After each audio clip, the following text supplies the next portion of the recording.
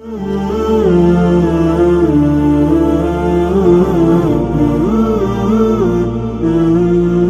dasar yang tertulis dalam kitab bahwa menyeperanakan daripada binatang ternak dan yang bukan binatang ternak, maka hukum hana sahnya sebagai kurban. Termasuk kadang-kadang binatang lagi kelidai kampung dan kelidai utuan terjadi perkawinan juga tidak sah menjadi kurban. Jadi kurban itu adalah binatang yang ternak yang pasti jadinya, yang memang dinamakan dengan binatang ternak.